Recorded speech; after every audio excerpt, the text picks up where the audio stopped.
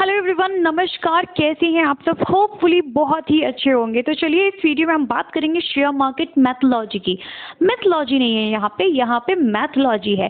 यहाँ पे हम एक मैथोलॉजी के बारे में बात करेंगे जो शेयर मार्केट में काम करती है, स्पेशली तब जब शेयर में आईपीओ आता है, कंपनी अपने आईपीओ लेके आती है और वो लिस्ट होते हैं शेयर मार्केट में, तब जाके ये मैथोलॉजी काम करती है। और भी बेसिस जगह हैं जहाँ पे ये मैथोलॉजी काम करती है। तो चलिए सबसे पहले हम एक पॉइंट पे आज फोकस करने वाले हैं कि आईपीओ के अंदर ये मैथोलॉजी कैसे काम करती है। ओके, तो आपने बहुत सी ऐसी कंपनियां देखी होंगी जिनके नाम के बेसिस पे भले ही उनकी वैल्यू जीरो हो, लेकिन उनका नाम पब्लिक ने सुन रखा है, सब जानते हैं इस कंपनी के बारे में, एक दूसरे से कहा है, सुना है, एडवर्टाइजमेंट देखा है, तो उसके बेसिस पे कंपनीज के बारे में लोग जानते हैं। तो उस पे उसका भी असर पड़ता है शेयर मार्केट पे। अगर वो कंपनी लिस्ट हो रही है, उसके आईपीओ आ रहा है, उसके शेयर्स लिस्ट हो रहे हैं, तो जब आईपीओ खुलता है, कंपनी के शेयर लिस्ट होते हैं, तो जो प्राइस बैंड कंपनी ने इशू के टाइम बना रखा था उससे ज़्यादा जब प्राइस जाती है, जब लिस्टिंग पे जाती है कंपनी, तो वो जो गैप होता है, प्राइस जो लिस्टिंग के लिए गई है वो और जो प्राइस बैंड था, उनके बीच का जो गैप होता है वो प्रीमियम कहलाता है। यानी कि वो उतना एडवांटेज मिल जाता है उन पर्सन को, उन इन्वेस्टर्स को जिन्होंने at the time IPO invest किया था शेयर मार्केट में।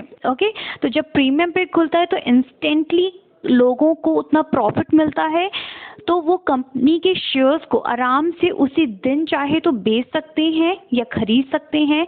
तो ये अलग अलग इन्वेस्टर्स के ऊपर डिपेंड करता है।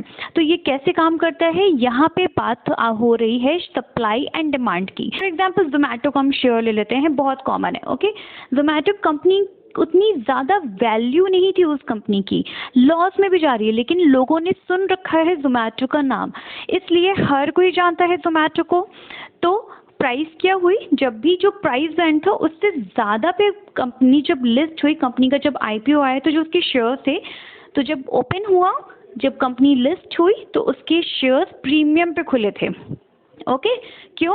क्योंकि उसके शेयर की डिमांड बहुत ज़्यादा थी, लोगों ने सुन रखा था, लोग जानते थे उस कंपनी के शेयर को, तो डिमांड बहुत ज़्यादा थी। डिमांड ज़्यादा होने की वजह से वो कंपनी के शेयर्स जो है वो प्रीमियम पे खुले थे। ओके, तो यहाँ पे ये काम करती है सप्लाई एंड डिमांड की। आपने हमेशा बचपन से पढ़ते आ रहे होंगे, सप्लाई अगर कम है, डिमांड बहुत ज़्यादा है, तो प्राइस क्या हो जाएगी? अप हो जाएगी, यानी बढ़ जाएगी उस प्रोडक्ट की प्राइस।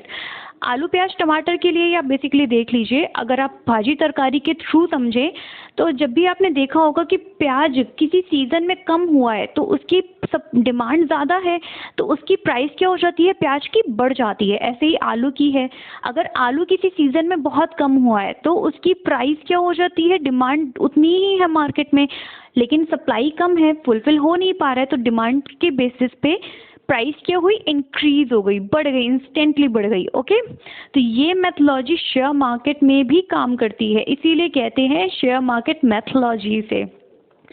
ओके, तो हर पर्सन की अलग अलग तरीका होता है सोचने का, थिंकिंग कैपेसिटी सबकी अलग अलग होती है। तो यहाँ पे डिमांड एंड सप्लाई के बेसिस पे आप समझ गए होंगे कि क्यों प्रीमियम पे लिस्ट होती है कंपनी शेयर मार्केट की। इसी तरह और मैथोलॉजी के साथ हम और भी बार मिलते रहेंगे नेक्स्ट वीडियोस में।